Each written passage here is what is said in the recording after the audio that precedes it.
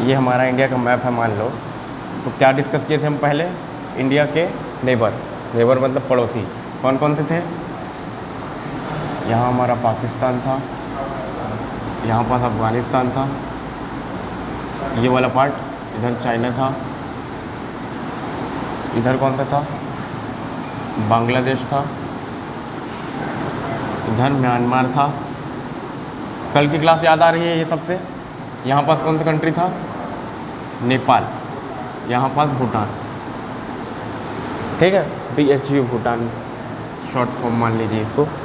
और उसके बाद जो हम है इंडिया का कोस्टल बाउंड्री डिस्कस किए थे। कोस्टल बाउंड्री मतलब समुद्री सीमा कहाँ से कहाँ तक एक्सटेंड हो रहा था? गुजरात से स्टार्ट हो रहा था, ऐसे गुजरात से महाराष्ट्र, गोवा, कर्नाटका, केरला, तमिलनाडु, आंध्र प्रदेश, ओडिशा, उसके बाद वेस्ट बंगाल, इतना स्टेट होते हुए ये कोस्टल बाउंड्री को हम पढ़े थे, ठीक है। अब इसी में हम इसका शेयर पढ़े थे। सबसे ज़्यादा बाउंड्री शेयर कौन सी कंट्री के साथ होता है इंडिया का? बांग्लादेश। और बांग्लादेश के साथ कितना होता है? डेटा भी बताया हुआ था, 4096 किलोमीटर, ठीक है। और सबसे कम किसके साथ होता था? अफ़गानिस्तान, 106 किलोमीटर, ठीक है। अब कोस्टल बाउंड्री में जब हम देखे थे तो कोस्टल बाउंड्री में सबसे ज़्यादा कंट्रीब्यूशन किसका था? ओवरऑल, अगर ओवरऑल देखा जाए तो अंडमान एंड निकोबार का कंट्रीब्यूशन क्या था? सबसे ज़्यादा था, ठीक है। और अगर स्टेट वाइज देखें तो किसका कंट्रीब्यूशन सबसे ज़्यादा था? गुजरात का।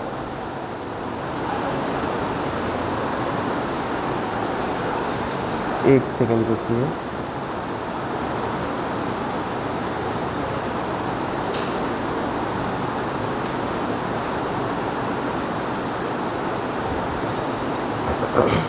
क्लियर है अभी ऑनलाइन में आवाज़ और वीडियो?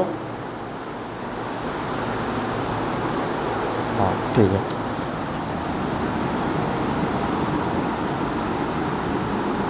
ये वाला पार्ट क्या था? अंडमान एंड निकोबार। और इधर वाला आइलैंड पार्ट क्या था? लक्षद्वीप,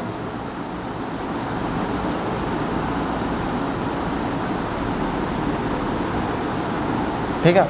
अब यहाँ सबसे ज़्यादा शेयर किसका था? State wise Gujarat. और अगर ओवरऑल देखा जाए तो अंडमान एंड निकोबार, अप्रॉक्सीमेटली इसका शेयर कितना था? 1900 किलोमीटर। और ओवरऑल बाउंड्री कितना था इंडिया का? टेरिटोरियल बाउंड्री दो टाइप के पढ़े थे, ठीक है। पहला क्या था? टेरिटोरियल मतलब स्थल सीमा। दूसरा क्या था? दूसरा था कोस्टल बाउंड्री, समुद्री सीमा। ये कितना था टेरिटोरियल?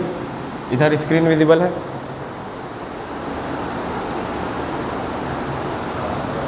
इसका डेटा कितना था? 15,200 किलोमीटर, ठीक है। ये कितना था?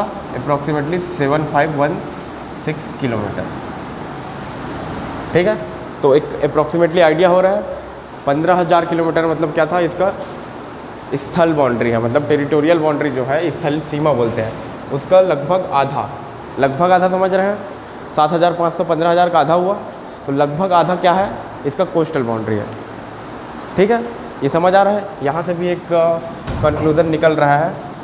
अगर बाई चांस क्वेश्चन किया जाए, इंडिया का जो है कोस्टल बाउंड्री है, जो समुद्री सीमा है, उसकी जो है स्थल सीमा से है, इसका जो कोस्टल बाउंड्री है आधा है किसका? Territorial boundary. क्वेश्चन यहाँ से फॉर्म किया जा सकता है अगर करना चाहे तो, ठीक है। और इसके बाद कल की क्लास में और क्या डिस्कस किए थे? स्टेट और यूटी, ठीक है। यूटी के बारे में पूरा क्लियर था। अगर किसी को कोई डाउट हो यूटी के बारे में तो पूछ सकता है मेरे से, ठीक है। तो यहाँ यूटी में हम कल की क्लास ख़त्म किए थे, ये डिस्कस किए थे नेबर्स और मरी टाइम नेबर डिस्कस किए थे। दो मरी टाइम नेबर मतलब समुद्री पड़ोसी कौन कौन से हैं? ये कौन सा कंट्री है? श्रीलंका। ये कौन सा है? मालदीव्स। और मालदीव्स का क्या इम्पोर्टेंस है? इक्वेटर लाइन जो है, इक्वेटर यहाँ से पास होता है। ठीक है, ये सब कल की क्लास में डिस्कस किए हुए थे। और इसके अलावा और क्या डिस्कस किए थे, कल की क्लास ख़त्म हुआ था जब हम बोले थे लैटिट्यूड एंड लॉन्गिट्यूड डिस्कस करेंगे अगली क्लास में। तो लैटिट्यूड और लॉन्गिट्यूड को अगली क्लास, मतलब जो ये जितने भी नए लोग हैं उनके लिए अगली क्लास के लिए शेड्यूल किया जाता है। आज जो है हम इसके पहले, मतलब जो स्टार्ट हुआ था इंट्रोडक्शन से यहाँ तक जो भी हुआ है उसको एक बार फिर से समरी टाइप एक बार देख लेते हैं। ठीक है, समरी टाइप है तो थोड़ा जल्दी होगा, जितने लोग पढ़ लिए हैं आप लोग को कोई प्रॉब्लम नहीं होगा उससे। ठीक है, ये यहाँ तक कल की क्लास थी। कल की क्लास पूरा क्लियर है? यूटी और स्टेट में बेसिक डिफरेंस क्लियर है? क्या डिफरेंस था? एडमिनिस्ट्रेशन का, कंट्रोल ऑफ एडमिनिस्ट्रेशन बोलते हैं जिसको।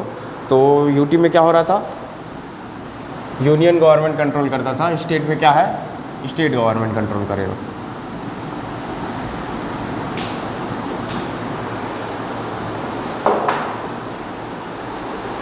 ठीक है, तो सबसे पहले इंट्रोडक्शन अगर हम देखते हैं तो इंडिया का जो है एक्सपांशन, जिसको बोलते हैं इंडिया कहाँ से कहाँ तक एक्सटेंड हुआ है, मतलब लैटिट्यूड और लॉन्गिट्यूड में कहाँ से कहाँ तक है, ये देखते हैं।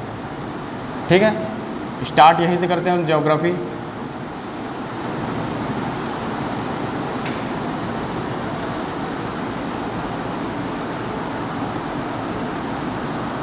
ये लग रहा है लगभग इंडिया के मैप टाइप। ठीक है, तो इंडिया का मैप है, मैप क्या है, पॉलिटिकल मैप। अब मैप भी दो तीन टाइप के होते हैं।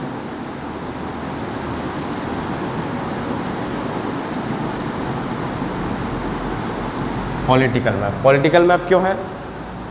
पॉलिटिकल मैप मतलब इसमें जो स्टेट के बाउंड्रीज है, इंटरनेशनल बाउंड्री है, सब शो रहेगा। और अगर इसी को हम बोल दें जियोग्राफिकल मैप तो ये अलग हो जाएगा। ठीक है, और क्या टाइप होता है मैप का? सर्वे मैप हो जाएगा। और क्या हो सकता है? फॉरेस्ट मैप हो सकता है। जितने भी हम मैप बनाते हैं सब इसमें से कुछ भी हो सकता है। तो हम क्या करेंगे, पॉलिटिकल को लेंगे। पॉलिटिकल को क्यों लेंगे? क्योंकि हमको बाउंड्री से यहाँ मतलब है। ठीक है, अब यहाँ पॉलिटिकल मैप है तो इसका एक पर्टिकुलर बाउंड्री होगा, पर्टिकुलर बाउंड्री होगा, इंटरनेशनल बाउंड्री भी होगा।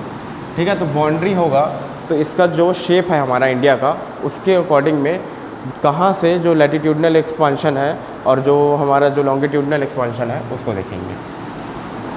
ठीक है, तो इसके पहले हमको क्या डिस्कस करना पड़ेगा, लैटिट्यूड और लॉन्गिट्यूड।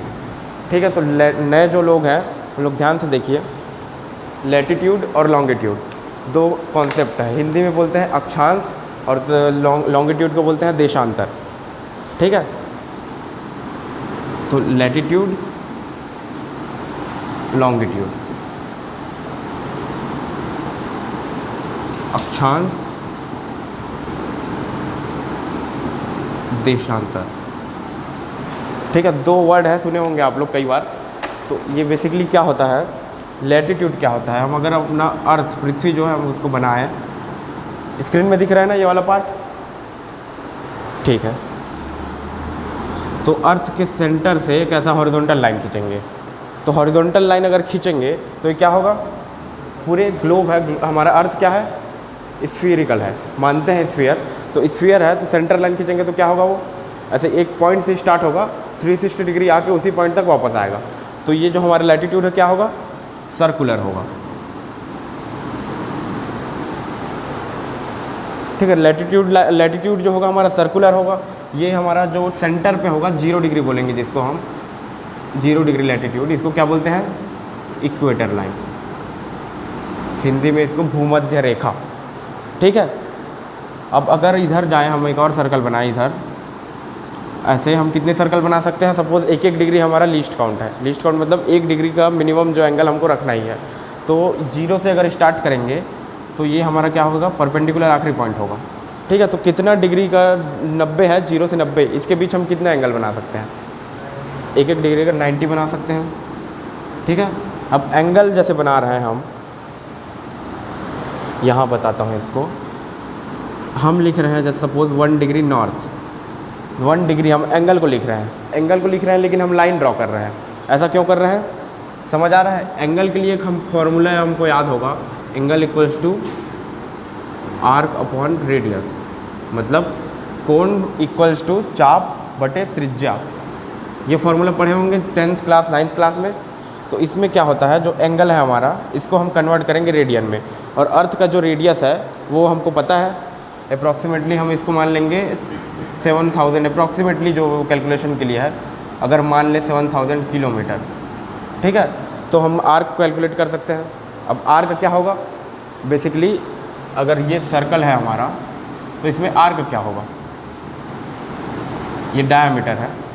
अब डायामीटर के छोड़ जितने भी हॉरिजॉन्टल वर्टिकल लाइन आएंगे जो सेंटर से पास नहीं करेंगे उसको क्या बोलेंगे, आर्क, ठीक है। अब सेम कॉन्सेप्ट यहाँ लगाना है। ये सर्कल था, सपोज ये स्फीयर है, स्फीयर में आर्क क्या होगा, आर्क एक मतलब सेल्फ अपने आप में सर्कल के फॉर्म में होगा आर्क, ठीक है। अब इसी आर्क को हम बोल रहे हैं लैटिट्यूड, समझ आ रहा है। अब इस ये 1 डिग्री है, तो 1 डिग्री का कॉन्सेप्ट क्या है, 1 डिग्री का एंगल है। सपोज 1 डिग्री लैटिट्यूड हम खींचना चाह रहे हैं, तो सेंटर से कितना डिग्री का एंगल फॉर्म करेगा, ये 1 डिग्री का एंगल फॉर्म करेगा। और सेम इस साइड भी करेगा, 1 डिग्री का एंगल सेंटर से फॉर्म करेगा। और ये वाला जो आर्क आएगा हमारा, इसको क्या बोलेंगे, 1 डिग्री नॉर्थ। नॉर्थ क्यों, ये वाला पार्ट है हमारा नदर्न हेमिस्फीयर बोलते हैं, ये वाला पार्ट है साउथ साइड को सदर्न हेमिस्फीयर, ठीक है। तो नॉर्थ साइड है, तो लैटिट्यूड को हमको नॉर्थ लिख के यहाँ दिखाना पड़ेगा, तब क्लियर होगा, ठीक है। और सपोज यही लाइन अगर इधर है तो इसको लिखते 1 डिग्री साउथ, ठीक है। ये लैटिट्यूड का कॉन्सेप्ट था। अब टोटल लैटिट्यूड हमारे कितने हो सकते हैं, 90 इधर है, 90 इधर है, ठीक है। तो टोटल लैटिट्यूड कितने हुए, 180। अब यहाँ बेसिक मैथमेटिक्स अगर लगाएंगे तो 0 डिग्री वाला जो हमारा आर्क था, जो डायमीटर पे जा रहा है, वो भी लैटिट्यूड ही होगा। तो टोटल लैटिट्यूड तो 180 है, और प्लस अगर इक्वेटर को करें हम तो 180 + 1, टोटल ओवरऑल लैटिट्यूड कितना होगा, 181, 181, ठीक है। 180 क्या है, 180 हमारा जो है अर्थ का जो डिग्री में लैटिट्यूड अगर लेंगे तब होगा ये, ठीक है। और पोल पे लैटिट्यूड क्या होगा, 90 डिग्री पर अगर हम लैटिट्यूड ले तो क्या होगा, यह एक पॉइंट होगा, ठीक है। सर्कल का जो प्रॉपर्टी है यहाँ भी काम आएगा। ये लैटिट्यूड क्लियर है। अब इसी में देखते हैं लॉन्गिट्यूड, उसके बाद जो इंडिया का है वहाँ आएंगे। नोट कर रहे हैं क्या, नोट आप लोग कर लिए हैं तो आप लोग को ज़रूरत नहीं है, पहली क्लास जब हुई थी, कल शायद परसों की क्लास थी ये, परसों की क्लास में इसको और डिटेल में डिस्कस किए थे। अब अगली क्लास जो होगी सिर्फ लैटिट्यूड और लॉन्गिट्यूड पे होगी, तो उसको और डिटेल में वहाँ डिस्कस करेंगे। अब लॉन्गिट्यूड क्या होता है, देशांतर रेखा। सपोज़ ये हमारा अर्थ था, पृथ्वी था, इसको हम नॉर्थ साइड से, ये नॉर्थ है हमारा, नॉर्थ साइड से इसका टॉप व्यू बना रहे हैं, ये नॉर्थ है हमारा, ठीक है। क्या बना रहे हैं, समझ आ रहा है, अर्थ है, पहले हम इसको साइड व्यू ले रहे थे, ठीक है। अब नॉर्थ से हम इसको देख रहे हैं नीचे के साइड, तो ये हमारा यहाँ पास बना रहे हैं, तब क्या होगा, ऐसा कुछ व्यू मिलेगा। ऐसे बहुत सारे लाइंस आएंगे और यही लाइंस जो हैं हमारे क्या कहलाएंगे, देशांतर रेखा, लॉन्गिट्यूड्स, ठीक है। अब इसका क्या प्रॉपर्टी होगा, ये जो है हमारा, ये अर्थ था, ठीक है, वापस साइड व्यू में आ गया है, ये नॉर्थ है, ठीक है। तो यहाँ पोल रहेगा, नॉर्थ साइड के पोल को क्या बोलेंगे, नॉर्थ पोल, साउथ साइड के पोल को क्या बोलेंगे, साउथ पोल। अब यहाँ से जो स्टार्ट होगा एक लाइन, सपोज ये देशांतर है, यहाँ से स्टार्ट हुआ, साउथ पोल में ख़त्म हो गया। अब ये कहाँ से स्टार्ट हुआ है, सपोज़ ये वाला लाइन है, इसको हम अगर रेफरेंस माने, इसको दे देंगे 0 डिग्री, 0 डिग्री दे दिए। अब ऐसे चलेंगे हम क्लॉकवाइज डायरेक्शन में, तो ये क्या होगा, 90 डिग्री, ठीक है। कौन से डायरेक्शन में होगा, ये ईस्ट, ठीक है। यहाँ शो करना पड़ेगा ईस्ट और वेस्ट, कौन सा डायरेक्शन है, डायरेक्शन बाद में क्लियर हो जाएगा। और ये वाला लाइन क्या हो जाएगा, 180 डिग्री। अब इसका इंपॉर्टेंस क्या है, ये रहेगा सेमी सर्कुलर फॉर्म में। हमारा लैटिट्यूड क्या था, कंप्लीट सर्कल के फॉर्म में था, ये क्या रहेगा, सेमी सर्कल के फॉर्म में रहेगा। क्यों रहेगा, ये हमारा सपोज अर्थ का साइड व्यू है, और ये हमारा 0 डिग्री का, ये वाला डायग्राम देखो, ये हमारा 0 डिग्री का देशांतर लाइन है, ठीक है। तो ये क्या होगा, यहाँ से स्टार्ट होगा और पोल पे जाके एंड हो जाएगा। सपोज़ यहाँ से कोई लाइन निकला है, ये 0 वाला ही ले लेते हैं, ये वाला, तो यहाँ से गया है तो अगले पॉइंट पे वो एंड होगा, अगले पोल पे ये नॉर्थ है, तो इसके जस्ट अपोजिट में साउथ पोल है, तो यहाँ एंड होगा ही ये, और उसके बाद ये वाला जो लाइन है इसके लिए एक अलग लाइन आएगा, ठीक है। ये वाला है, ठीक है। ये कितने डिग्री का होगा, ये 0 डिग्री था, 180 डिग्री ये वाला, तो 180 डिग्री का लाइन जो है ये है, ये होगा, ठीक है। अब ये समझ आ रहा है कुछ कुछ, सेमी सर्कल फॉर्म में जाएगा। ये अगर अक्षांश हमारा लैटिट्यूड क्या है, हॉरिजॉन्टल लाइन है, ऐसा अगर बोलना चाहें। ये क्या होगा, लॉन्गिट्यूड हमारा वर्टिकल, ठीक है, समझ आ रहा है। अब हॉरिजॉन्टल लाइन के बेसिस में इसको लोकेट करेंगे, वर्टिकल लाइन के बेसिस में हम इंडिया के मैप को लोकेट करेंगे, ठीक है। इसी में 2-3 लाइन था, जब हम कॉन्सेप्ट पढ़ेंगे लैटिट्यूड और लॉन्गिट्यूड का तब उसको डिस्कस करेंगे। ट्रॉपिक ऑफ कैंसर हो गया, ट्रॉपिक ऑफ कैप्रिकॉर्न हो गया, इधर कर्क रेखा बोलते हैं जिसको, मकर रेखा बोलेंगे साउथ में है तो, और इसमें टाइम लाइन वाला जो है इंटरनेशनल टाइम लाइन, और इधर जो है इंटरनेशनल डेट लाइन, चारों को जो है हम जब इसका क्लास पढ़ेंगे लैटिट्यूड और लॉन्गिट्यूड का, शायद अगली क्लास है इसके बाद, उसमें पढ़ेंगे, ठीक है। तो एक बेसिक आइडिया है, लैटिट्यूड और लॉन्गिट्यूड एक वर्टिकल लाइन है, एक हॉरिजॉन्टल लाइन है, तो इसी के बेसिस में हम इंडिया को एक बार लोकेट करके देखते हैं। लिखने का ज़रूरत है क्या इसको, शायद ज़रूरत नहीं होना चाहिए लिखने का, ठीक है।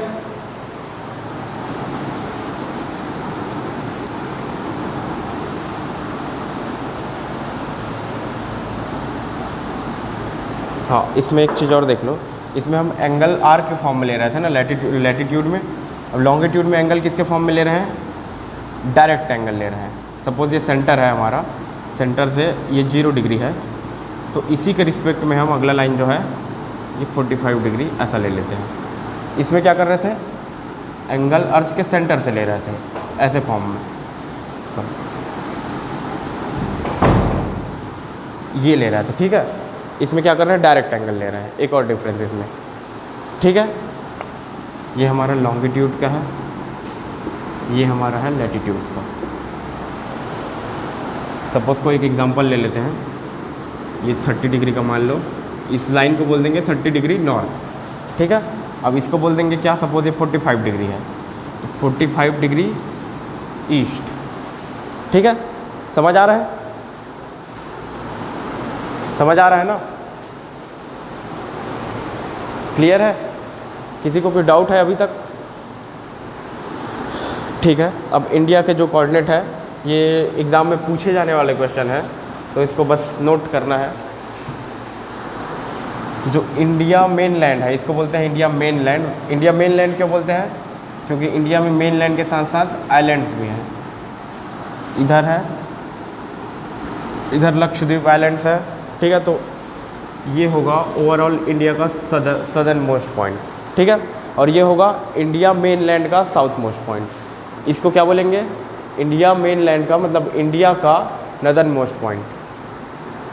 इसको क्या बोलेंगे, इंडिया का ईस्ट मोस्ट पॉइंट। इसको क्या बोलेंगे, इंडिया का वेस्ट मोस्ट पॉइंट। मतलब हिंदी में बोलेंगे सुदूर इसको क्या बोलेंगे, पूर्वी किनारा, ठीक है। सुदूर पश्चिमी किनारा, इसको क्या बोलेंगे, सुदूर मतलब ईस्ट मोस्ट वाला जो है उसका हिंदी में मीनिंग होता है सुदूर, ठीक है। ये साउथ हो जाएगा, ये नॉर्थ हो जाएगा। अब इसके कोऑर्डिनेट मैं लिख दे रहा हूँ, 8 डिग्री 4 मिनट नॉर्थ। अब ये क्लियर हो रहा है, 8 डिग्री 4 मिनट नॉर्थ मतलब कौन सा लाइन है, ग्लोब में, ठीक है। अब ये वाला जो इंडिया का जो टोटल ओवरऑल इंडिया का है उसका साउथ मोस्ट पॉइंट है 6 डिग्री 45 मिनट नॉर्थ। ये क्लियर हो रहा है। अब इसका हम नॉर्थ मोस्ट पॉइंट देखें 37 डिग्री और 6 मिनट नॉर्थ। अब ईस्ट मोस्ट पॉइंट देखें 68 डिग्री 7 मिनट ईस्ट। डायरेक्शन लिखना ज़रूरी है इसमें, ठीक है। ऑप्शन अगर आता है तो इसी में कंफ्यूज कर सकता है। सपोज ये नॉर्थ है, इसको साउथ बोल दिया, एक को नॉर्थ बोल दिया, एक को साउथ बोल दिया। ये ईस्ट है, ईस्ट की जगह वेस्ट लिख दिया, तो ऑप्शन ऐसे कन्फ्यूज़न क्रिएट करेगा। उससे क्या है, क्वेश्चन गलत होने के चांसेस बढ़ जाते हैं। और ये कितना है 5 मिनट ईस्ट। ठीक है, तो ये कोऑर्डिनेट्स हैं। कोऑर्डिनेट से डायरेक्ट क्वेश्चन पूछे जाते हैं। अब जो कोऑर्डिनेट हैं इसके कुछ जो पॉइंट है उसके कुछ कुछ नाम हैं। ठीक है, ये नॉर्थ मोस्ट पॉइंट से स्टार्ट करते हैं। नॉर्थ मोस्ट पॉइंट क्या था, ये पड़ेगा अभी लेह के रीजन में। लेह रीजन पहले कौन सा स्टेट था, जम्मू एंड कश्मीर। इसको बोलते हैं इंदिरा कॉल। ठीक है, साउथ मोस्ट पॉइंट क्या है, केप कैमोरिन। हिंदी में क्लियर है सबको। और ये वाला जो इंडिया का जो साउथ मोस्ट पॉइंट है ओवरऑल इंडिया का आइलैंड सहित मिला के, इसको बोलते हैं इंदिरा पॉइंट। इसी का दूसरा नाम है पिग्मेलियन पॉइंट। कहाँ पड़ता है ये, निकोबार, निकोबार ग्रुप। इसको ओवरऑल क्या बोलते हैं, अंडमान एंड निकोबार। अब इसमें से अंडमान का पार्ट कौन सा है, ये वाले को अंडमान आइलैंड बोलते हैं, नीचे वाले को बोलते हैं निकोबार आइलैंड। ओवरऑल क्या बोलते हैं, अंडमान एंड निकोबार। ठीक है, अब ये वाला पॉइंट था हमारा ईस्ट मोस्ट पॉइंट, ये पड़ता है अरुणाचल प्रदेश में। इस पॉइंट को बोलते हैं किबीथू। ये वाला जो है हमारा वेस्ट मोस्ट पॉइंट है, ये पड़ता है गुजरात में। गुजरात हुआ, ये हमारा अरुणाचल प्रदेश हुआ, ये हुआ जम्मू एंड कश्मीर हुआ, ये हमारा हुआ तमिलनाडु। ठीक है, और इस पॉइंट का नाम लिख लो गाहिर माथा। ठीक है, ये आप लोग लिख चुके हैं, आप लोग को दोबारा लिखने की ज़रूरत नहीं है, बस एक इंट्रोडक्शन है। ये इंडिया का इंट्रोडक्शन है कि कहाँ से स्टार्ट हो रहा है, कौन से क्लाइमेट में है, कौन सा टाइम जोन में है, और कौन कौन सा कंट्री इसको मतलब नेबर है। ये सब इस मैप से क्लियर हो जाता है। ठीक है, अब क्लाइमेट के बारे में देखें तो कौन से हेमिस्फीयर में है, नॉर्थ। मतलब हेमिस्फीयर को हिंदी में बोलते हैं गोलार्ध, उत्तरी गोलार्ध, दक्षिणी गोलार्ध। अगर नॉर्थ में है तो इसको बोलेंगे उत्तरी गोलार्ध, अगर साउथ में है बोलते हैं दक्षिणी गोलार्ध। तो उत्तरी गोलार्ध में है और कोऑर्डिनेट क्या है, सपोज 6 डिग्री से स्टार्ट होके 37 डिग्री तक जा रहा है। तो ट्रॉपिक ऑफ कैंसर जो हमारा कर्क रेखा है, इसके बीच से कहीं पास होगा।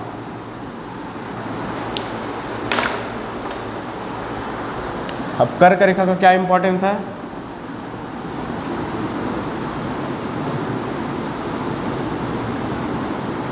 ठीक है, कर्क रेखा का इंपॉर्टेंस ये है, इसके ऊपर का जो क्लाइमेट होता है, क्लाइमेट के बेसिस में इसका इंपॉर्टेंट है। इसके ऊपर का क्लाइमेट जो होता है उसको वो होता है टेम्परेट क्लाइमेट, और इसके नीचे का जितना कोऑर्डिनेट होता है क्या होता है, सब ट्रॉपिकल। ट्रॉपिकल ये वाला रीजन होता है, सब ट्रॉपिकल टेम्परेट। ठीक है, हिंदी में बोलेंगे इसको शीतोष्ण और इसको बोलेंगे उष्ण क्लाइमेट।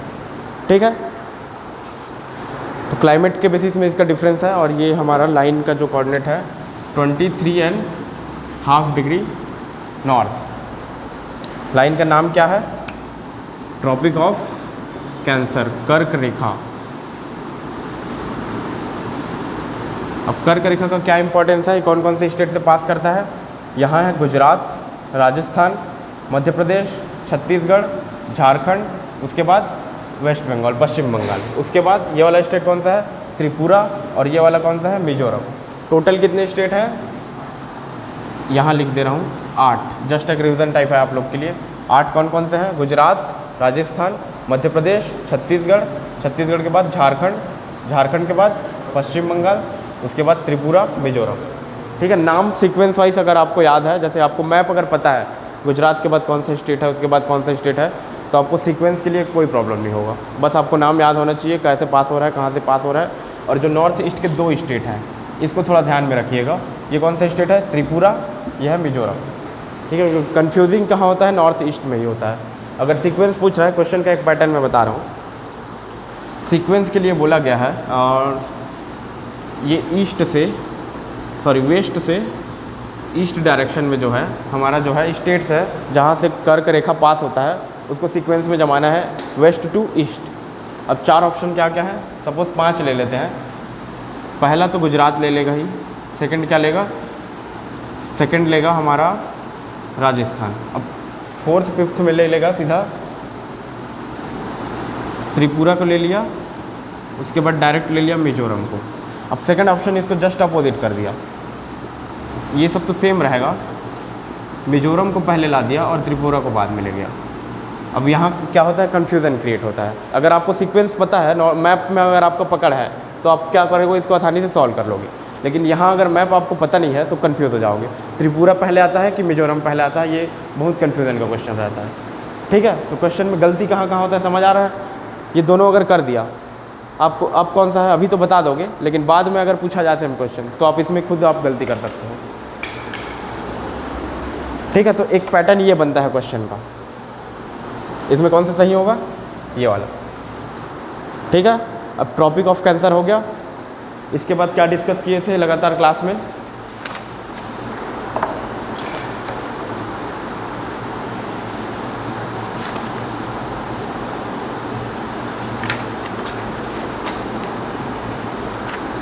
बाउंड्रीज डिस्कस किए थे। इसके बाद जस्ट जो है तो ये सब अभी हटा दे रहा हूँ मैं। अभी तक कोई डाउट है किसी को?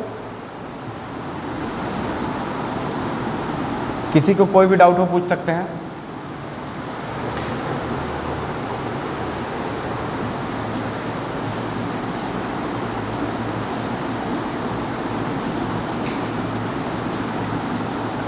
कोऑर्डिनेट तो ये सब डेटा है, तो इसको आपको याद करना पड़ेगा। डेटा है तो उसमें कोई कुछ नहीं कर सकता, और एग्जैक्ट ज्योग्राफिकल डेटा है तो उसको याद करना ही पड़ेगा। ठीक है, अब इसी में एक पॉइंट और लिखे थे, इंडिया का ओवरऑल एरिया कितना होता है, 32,87,000 किलोमीटर अप्रॉक्सीमेटली, किलोमीटर स्क्वायर। ठीक है, 503 ऐसा समथिंग है, एग्जैक्ट लिख लो आप लोग लिख लिए हैं, बस जो नए हैं उनके लिए एक रिवीजन टाइप है। 590 स्क्वायर किलोमीटर। ठीक है, इंडिया का ये टोटल एरिया है। अब इसी में एक पॉइंट और था, जो ट्रॉपिक ऑफ कैंसर है, इसको नॉर्थ का एरिया कितने पार्ट में डिवाइड करता था, 2 पार्ट है सपोज, तो ये 1 पार्ट में डिवाइड करता था। मतलब क्या हुआ, 66% में अगर इसको डिवाइड कर रहा है, 33 में इधर वाला एरिया रहेगा। ठीक है, समझ आ रहा है, मतलब ट्रॉपिक ऑफ कैंसर जो जा रहा है, इधर का एरिया जो होगा इस वाले एरिया का आधा होगा। ठीक है, अब उसके बाद देखते हैं नेबर्स, पड़ोसी जो है हमारे, ये कल की क्लास में यही डिस्कस हुआ था। पाकिस्तान, अफ़गानिस्तान, चाइना, नेपाल, भूटान, बांग्लादेश यहाँ पास है। यहाँ पास कौन सा कंट्री है, म्यांमार। म्यांमार पहले क्या नाम था इसका, बर्मा। म्यांमार बर्मा पहले बोलते थे, लेकिन अब नाम चेंज हो के म्यांमार हो गया। यहाँ पास है हमारा श्रीलंका, इधर नीचे है मालदीव। ठीक है, ML मालदीव, SL श्रीलंका। क्यों लिख रहे हैं इसको, क्योंकि समुद्री पड़ोसी है हमारे, जिसको बोलते हैं मरी टाइम नेबर। ठीक है, अब जो हमारे जो नेबर हैं, इनका जो बाउंड्री शेयर है, सपोज पाकिस्तान का बाउंड्री कहाँ से स्टार्ट हो रहा है, यहाँ रन ऑफ कच्छ से कहाँ तक जाएगा, जम्मू एंड कश्मीर तक। ठीक है, अब लेह हो चुका है वो, तो यहाँ से यहाँ तक जाएगा। इसका जो शेयर है, इसको एक डेटा है 3323 है शायद, 3323 किलोमीटर। सब डेटा किलोमीटर में होगा अभी। उसके बाद जो अफ़गानिस्तान का शेयर आता है 106 किलोमीटर। और ये क्यों इम्पोर्टेंट है, क्योंकि सबसे छोटा बाउंड्री शेयर इंडिया के साथ इसी का होता है। चाइना का कितना है, 3488 किलोमीटर। अब चाइना के बाउंड्री में कुछ कन्फ्यूज़न होता है, उसको मैं बता देता हूँ। चाइना का बाउंड्री कहाँ से कहाँ तक है, ये जो मैं लाइन ड्रॉ कर रहा हूँ, इसको देखना थोड़ा।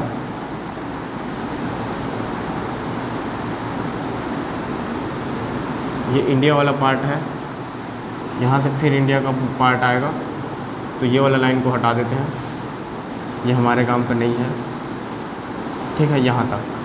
अब इसके बाद जो आता है, ये है चाइना का बाउंड्री। अब इसके बाद एक और बाउंड्री आता है यहाँ।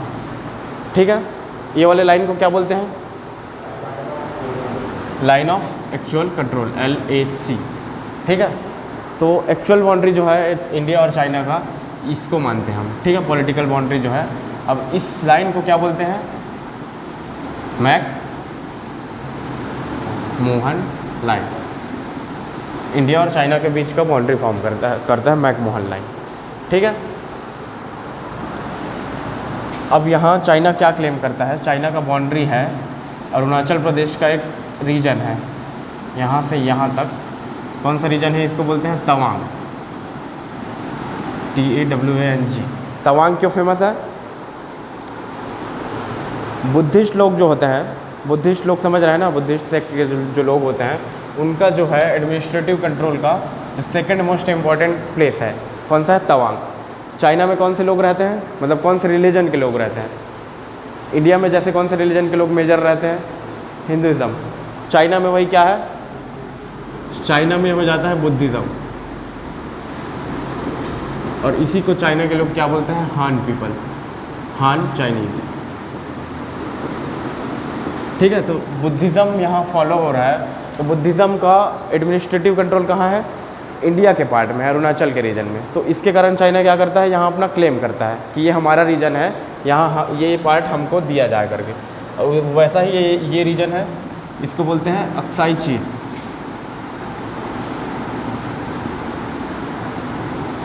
ये हमारा वार जोन था, जब इंडो चाइना वार हुआ था, तब ये जो मतलब जो लाइन ऑफ एक्चुअल कंट्रोल था, इसको सीज़ फायर लाइन बोलते हैं। सीज़ फायर लाइन मतलब लड़ाई हो रहा है तो कहीं एक ट्रीटी होता है, कहीं एक शांति समझौता होता है, तो दोनों साइड क्या होता है? दोनों साइड के फोर्स एक जगह रुक जाते हैं। तो जहाँ पास रुके वो कौन सा लाइन था? लाइन ऑफ एक्चुअल कंट्रोल, ठीक है। ये हो गया चाइना के बारे में, ये हो गया, तवांग हो गया, ठीक है, इतना डिस्कस हो गया। अब बांग्लादेश का बाउंड्री, हाईएस्ट शेयर बांग्लादेश का था 4096 किलोमीटर, ठीक है। अब उसके बाद नेपाल का शेयर कितना था? 1751, चेक करो एक बार शायद, ठीक है। म्यांमार का 1643 किलोमीटर, और भूटान का कितना था? 699 किलोमीटर, ठीक है। अब इसमें क्वेश्चन कैसे पूछे जाते हैं? Sequence wise. सीक्वेंस वाइज कैसे क्वेश्चन बनेंगे? सबसे ज़्यादा शेयर किसका है? बांग्लादेश। कितने कंट्री है? 7 कैसे हैं? पाकिस्तान, अफ़गानिस्तान, ये 3rd China, 4th Bhutan, 5th Nepal, 6th Bangladesh, और 7th हमारा कौन सा है? म्यांमार, ठीक है। तो बांग्लादेश हाईएस्ट है, और 7th यहाँ लिख रहा हूँ मैं, अफ़गानिस्तान लोवेस्ट, ठीक है। ये दोनों का डेटा है, आपको अगर याद है तो अच्छी बात है, लेकिन जो प्लेस है, पहला में बांग्लादेश है, लास्ट में अफ़गानिस्तान है, ये याद होना चाहिए, ठीक है। अब सीक्वेंस वाले जो जनरल क्वेश्चन यहाँ से पूछे जा रहे हैं, सीक्वेंस वाले, सपोज़ एक सिंपल सा क्वेश्चन बना है, 4 कोई भी कंट्री है, इनको इंडिया के साथ बाउंड्री शेयर के रिस्पेक्ट में सीक्वेंस वाइज अरेंज करो। अब पहला एक ही ऑप्शन ऐसा मिल रहा है जिसमें पहला बांग्लादेश है और लास्ट अफ़गानिस्तान है, तो क्वेश्चन आपका आसानी से सॉल्व हो जाएगा। अब दिक्कत कहाँ होता है? ये नेपाल और म्यांमार, इसका शेयर लगभग सेम दिख रहा है, एक का 1600 है, एक का है 1700। सेकंड है पाकिस्तान और चाइना, इसका जो शेयर है लगभग सेम दिख रहा है। अब जो है कन्फ्यूज़न होता है इसी में क्रिएट किया जाता है, ठीक है। सेकंड में किसका कंट्रीब्यूशन है? चाइना का है एक्चुअल में। थर्ड में किसका है? पाकिस्तान में। फोर्थ किसका है? नेपाल। फिफ्थ किसका है? म्यांमार। सिक्स जो है हमारा भूटान का है, 6 में भूटान है, उसके बाद 7 में अफ़गानिस्तान। अब ये एक्चुअल सही सीक्वेंस है, ठीक है। अब इसमें क्या करेगा? पाकिस्तान को ऊपर कर देगा, चाइना को नीचे ला देगा। अब क्वेश्चन ऑप्शन बनाने का तरीका है ये। पहला ऑप्शन क्या दिया? बांग्लादेश, चाइना, पाकिस्तान, नेपाल, ठीक है। 4 ऑप्शन है, मतलब 4 सीक्वेंस है, सीक्वेंस वाइज 1 2 3 4 में अरेंज है। अब सेकंड दे दिया 1, सेकंड में पाकिस्तान को ला दिया, थर्ड में चाइना को ला दिया, ठीक है। 2 ऑप्शन सेम रहेगा, बाकी 2 को आप हटा दोगे कि ये आंसर हो ही नहीं सकता। अब फंसोगे ये दोनों में, आपका जो कन्फ्यूज़न रहेगा, अब कन्फ्यूज़न के कारण ही क्वेश्चन आपका गलत होता है लास्ट में। अब सेम यहाँ किया जाता है, नेपाल को नीचे ला सकता है, म्यांमार को ऊपर ले गया। अब यहाँ भी एक कन्फ्यूज़न क्रिएट करता है, ठीक है। तो क्वेश्चन में फंसते कहाँ है ये समझ आ रहा है? अगर ये क्लियर है आपका, जैसे क्वेश्चन आप प्रैक्टिस कर रहे हैं, तो ये आपका क्लियर हो जाएगा। ये एक पॉइंट है जहाँ जनरली कन्फ्यूज़न क्रिएट किया जाता है, ठीक है। म्यांमार और नेपाल, ये क्वेश्चन आया हुआ है कई बार म्यांमार और नेपाल को लेके।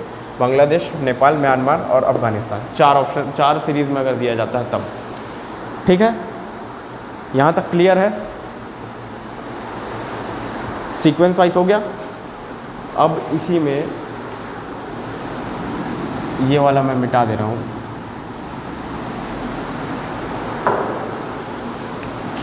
अगर हम इसका लेंथ देखें, सपोज़ ये ईस्ट मोस्ट पॉइंट था, यहाँ से गए यहाँ तक का, अगर स्ट्रेट लाइन में, सब ये स्ट्रेट लाइन है मान लो, है नहीं लेकिन मान लो, इसका लेंथ कितना है, और ये हमारा ये वाला जो लाइन है वर्टिकल लाइन है, इसका लेंथ स्ट्रेट नहीं लग रहा है लेकिन है, इसको सपोज मान लो, ठीक है। ये दोनों का लेंथ एक बार लिख लो। नॉर्थ टू साउथ कितना है, 3214 किलोमीटर। ईस्ट टू वेस्ट कितना है, 2933 किलोमीटर। ये जनरल क्वेश्चन बनते हैं। अगर क्वेश्चन आ रहा है स्टेटमेंट वाइज भी, अगर इसको पूछ रहा है, स्टेटमेंट वाइज क्वेश्चन आजकल ज़्यादा बन रहा है, तो स्टेटमेंट वाइज क्वेश्चन ध्यान में रखना। जैसे स्टेटमेंट वाइज है, इनमें से मतलब 2 स्टेटमेंट रहेगा, दोनों में से कौन सा सही है करके पूछेगा। तो पहला ऑप्शन दिया है नॉर्थ टू साउथ अगर चल रहे हैं तो इंडिया का जो है लैटिट्यूडनल एक्सपांशन कितने किलोमीटर का है, इसको कर दिया एक्सपांशन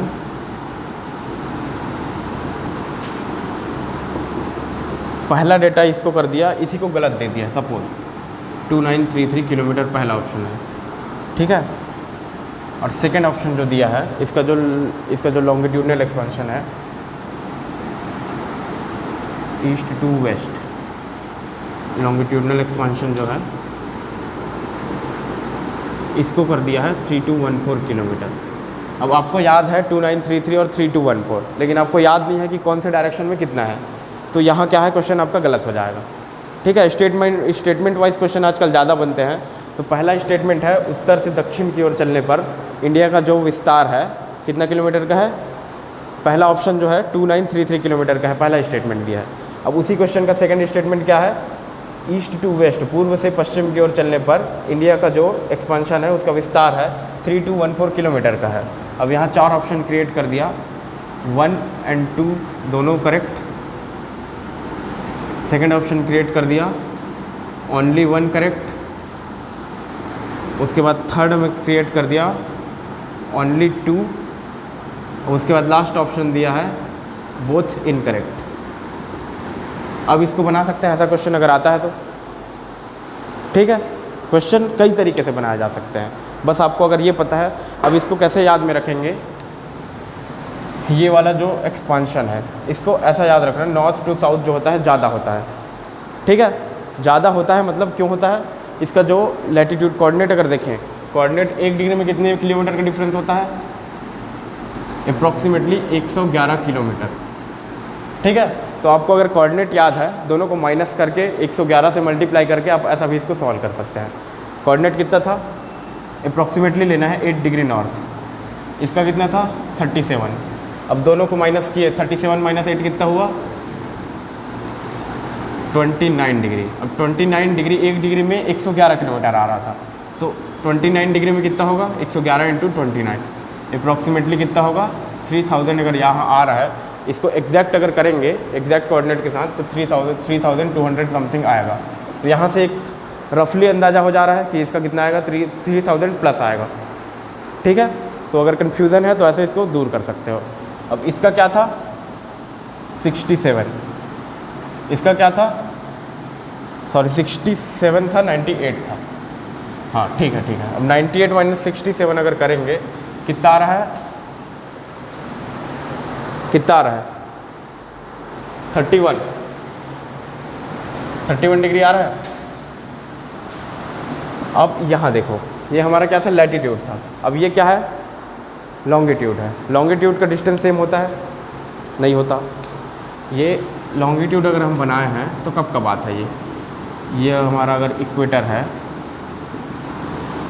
ये हमारा कोई भी 2 लॉन्गिट्यूड है, इनके बीच का अगर डिफरेंस लिया जाए तो 111 किलोमीटर लॉन्गिट्यूड में कब होगा, सेंटर पे। मैक्सिमम डिस्टेंस जो है सेंटर पे 111 किलोमीटर होगा। लेकिन इंडिया कहाँ पास है, हम कहाँ का बात कर रहे हैं, ट्रॉपिक ऑफ कैंसर के ऊपर, तो 111 से कम होगा। ये कितना कम होगा, रिलेशन से आप निकाल सकते हैं, लेकिन 111 से कम ही होगा।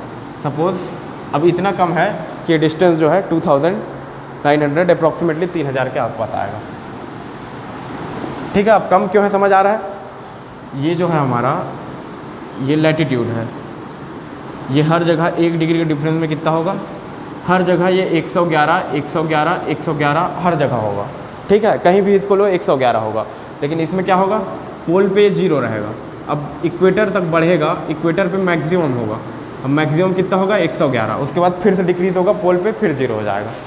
ठीक है, तो इसको अगर याद रखना है डिस्टेंस वाला, तो एक तरीका ये भी है, लॉजिक के साथ अगर याद रखना है तो, और अगर ऐसे याद हो रहा है डेटा वाइज तो बहुत अच्छी बात है। ठीक है, इसमें कोई प्रॉब्लम, क्वेश्चन कैसे कंफ्यूज किया जाता है वो समझ आ रहा है।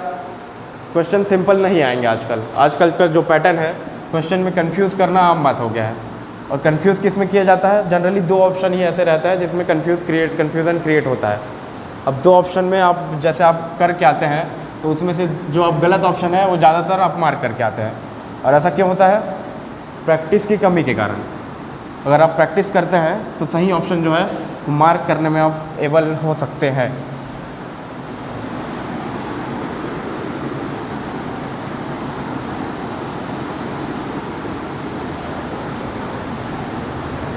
पर्सनली मैं अपना एक्सपीरियंस बता रहा हूँ। पहले क्या होता था, जो क्वेश्चन सॉल्व करने का पैटर्न रहता था, तो 2 ऑप्शन में जनरली मैं खुद फंसता था 2 ऑप्शन में, और स्टार्टिंग में जो गलत ऑप्शन है वही टिक लगा के आता था मैं। उसके बाद प्रैक्टिस वगैरह अच्छे से करने से सही ऑप्शन जो है आपको क्लियर हो जाता है। कुछ लॉजिक वगैरह लगा के डेटा जो है उसको डेटा याद करना बहुत कठिन बात होता है, मानता हूँ मैं, लेकिन अगर कुछ लॉजिक लगाए, वहाँ कुछ रेफरेंस दे, तो डेटा को याद किया जा सकता है। ठीक है, जैसे एरिया ही हो गया, इंडिया का एरिया 32,087,590 था, 91 था, सपोज़ 90 है, तो इसको कैसे याद, एरिया वाइज इंडिया कौन सा कंट्री होता है, वर्ल्ड में कितने कंट्री है, सपोज़ 200+ कंट्री है, तो एरिया वाइज इंडिया का एरिया जो है, इंडिया का रैंक कितना है एरिया वाइज अगर देखें तो 7th रैंक है इंडिया का।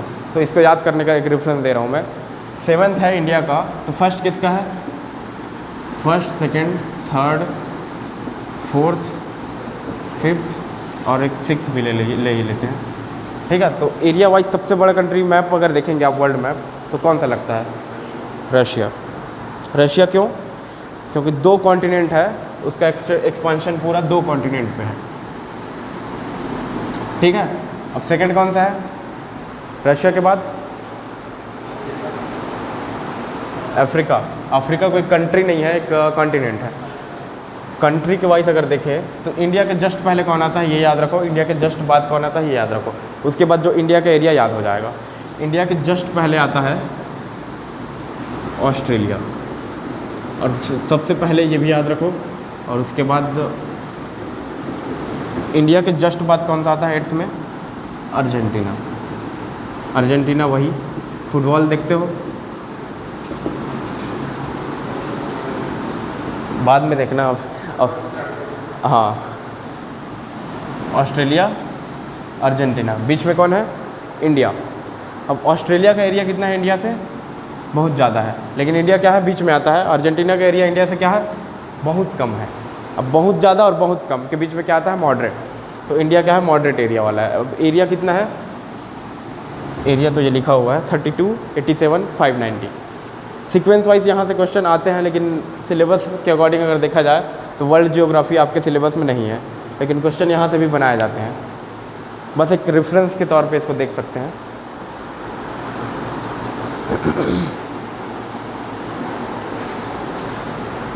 इसमें सीक्वेंस क्या है, रशिया, रशिया के बाद चाइना, चाइना के बाद अमेरिका, अमेरिका के बाद शायद ब्राज़ील। इसको लिखना है क्या पूरा 7 सीक्वेंस,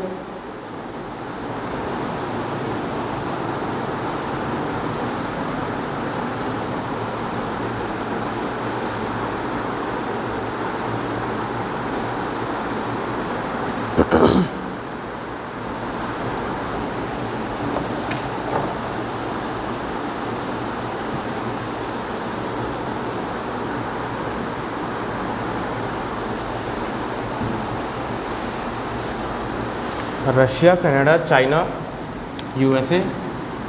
अगर लिखना चाहो तो लिख सकते हो, लेकिन क्वेश्चन नहीं आएगा ना इससे, ये भी याद रखना।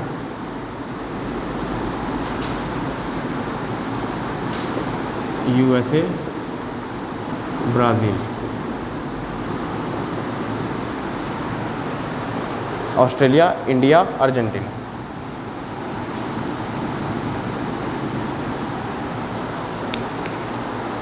ये शायद जब पढ़ रहे थे तब शायद ये डिस्कस नहीं हुआ था, अगर चाहो तो इसको नोट कर सकते हो।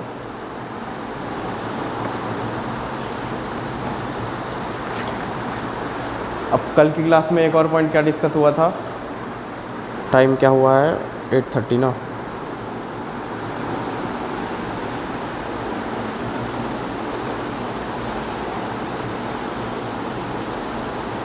अभी तक का जो प्रोग्रेस था उसमें सिर्फ अब कोस्टल बाउंड्री बचा है, फिर इक्वल सिलेबस जो चल रहा था उसके साथ मैच हो जाएगा ये क्लास भी, ठीक है। एक समरी टाइप क्लास हो गया, लगभग ये रिवीजन क्लास है मान लो। इसके बाद अगर जो हमारा नॉर्मल क्लास चल रहा था उसी स्पीड से हम फॉलो करेंगे। नॉर्मल क्लास में हम क्या डिस्कस करने वाले थे अगली क्लास में, लैटिट्यूड एंड लॉन्गिट्यूड।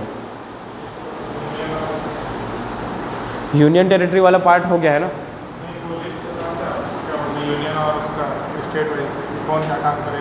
ये कॉन्स्टिट्यूशन ऑफ इंडिया में मेंशन है। अब ये क्या होता है, चेंज होते रहता है। लेजिस्लेचर ये डिस्कस हुआ था कल की क्लास में।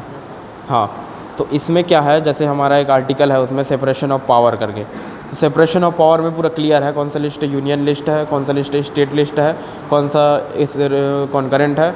एक और लिस्ट होता है रेसिडुअल पावर बोलते हैं जिसको। रेसिडुअल क्या होता है, तीनों के पास किसी के पावर नहीं रहेगा, बच जाता है, उसको रेसिडुअल बोलते हैं। और वो पावर किसको दे दिया जाता है, प्रेसिडेंट ऑफ इंडिया को। अगर यूनियन है तो, और स्टेट है तो गवर्नर को दिया जाएगा। रेसिडुअल लिस्ट बोलते हैं जिसको। जब हम पॉलिटी में डिस्कस करेंगे तो चारों लिस्ट डिस्कस करेंगे। और ये क्या होता है, जनरली जो होता है चेंज होते रहता है। सपोज़ अभी के टाइम में एजुकेशन जो है कॉन्करेंट लिस्ट में है।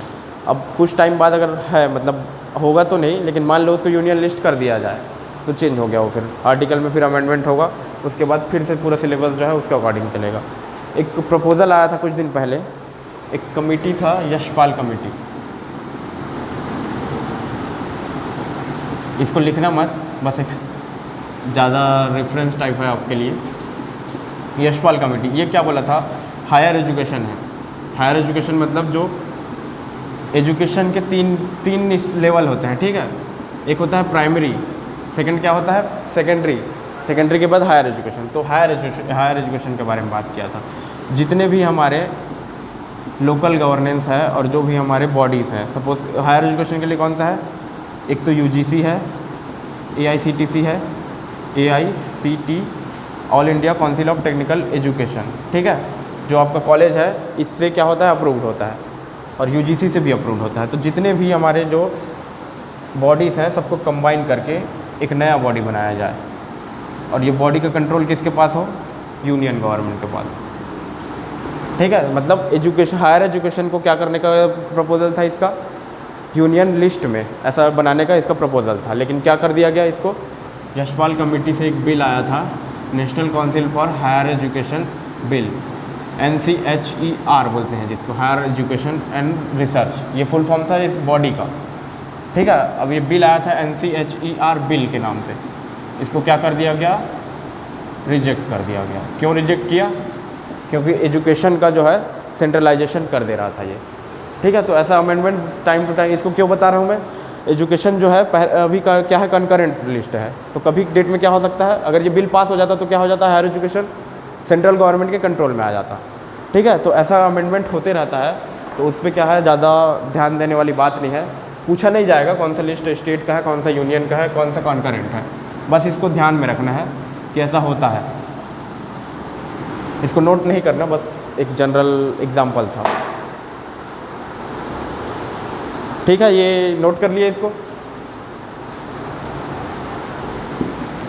अब एक बार देख लेते हैं कोस्टल बाउंड्रीज।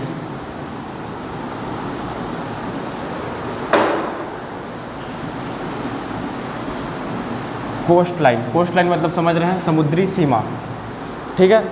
तो यहाँ तक का ही पार्ट बना रहा हूँ इंडिया के लिए मैं।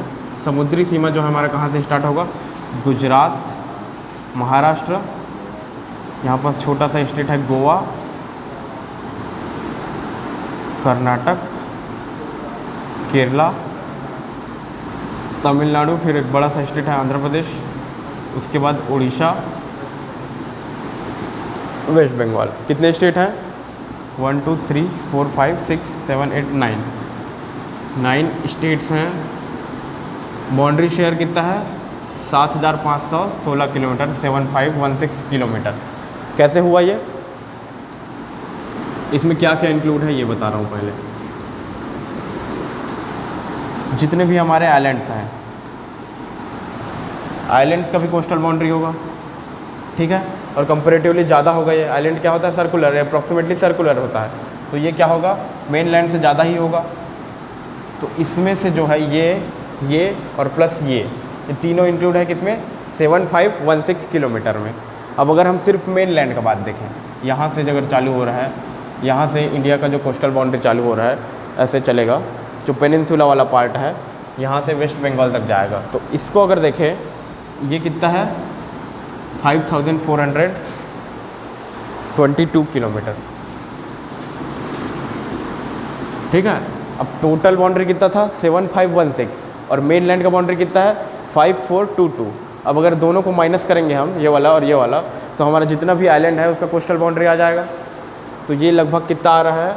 अप्रॉक्सीमेटली 2000 किलोमीटर आएगा, 2000 या 2100 आएगा। तो 2000 किलोमीटर में से जो हमारा अंडमान है, निकोबार, अंडमान एंड निकोबार इसको ऐसे लिखते हैं शॉर्ट में, इसका जो शेयर है 2000 में से अप्रॉक्सीमेटली 1900 किलोमीटर जो है इसी का शेयर है, ठीक है। अब जो स्टेट वाइज अगर देखें हम, स्टेट वाइज जो है गुजरात का सबसे ज़्यादा शेयर होता है, सेकंड में आंध्र प्रदेश का शेयर होता है, और लोवेस्ट में किसका शेयर होता है? गोवा का। तो इसका एक सीक्वेंस मैं यहाँ डिस्कस कर देता हूँ। सबसे पहले इसमें कौन था? अब लोग को याद हो गया होगा तो बताइए। गुजरात, आंध्र प्रदेश, तमिलनाडु, फोर्थ कौन सा था? महाराष्ट्र, उसके बाद केरला, उसके बाद कितना हुआ? 6, उड़ीसा, फिर आएगा कर्नाटक 7, उसके बाद जो है हमारा कौन सा बच गया? वेस्ट बंगाल, पश्चिम बंगाल, फिर लास्ट में है गोवा, ठीक है। ये सीक्वेंस है। अब यहाँ गुजरात का कोस्ट है सबसे ज़्यादा शेयर है, गोवा का कोस्ट है जो सबसे कम शेयर है। अगर पेपर का लेवल इजी है तो ज़्यादा और कम ये वाले दोनों पॉइंट से आपका क्वेश्चन सॉल्व हो जाएगा, कोई दिक्कत नहीं है। और पेपर थोड़ा मॉडरेट लेवल का बन रहा है तो किसी दो में आपको कंफ्यूज किया जाएगा, और दो कैसा रहेगा? ये वाला ऑप्शन जो है करेक्ट है, तो इसको यहाँ से एक्सचेंज कर दिया बस। ये क्या होता है? यहाँ कन्फ्यूज़न क्रिएट हो जाता है फिर, ठीक है, और गलती वहीं होता है।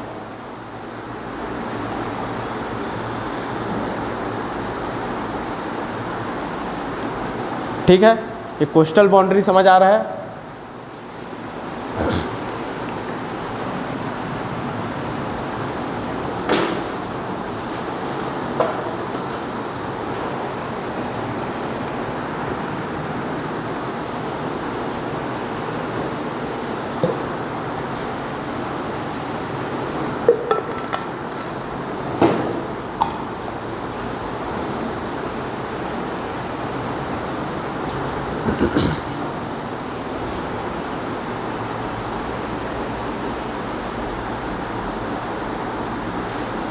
अब बताओ, यहाँ तक का कोई डाउट किसी को? कोई डाउट नहीं है, ठीक है, ये क्लियर कर दूँ बोर्ड।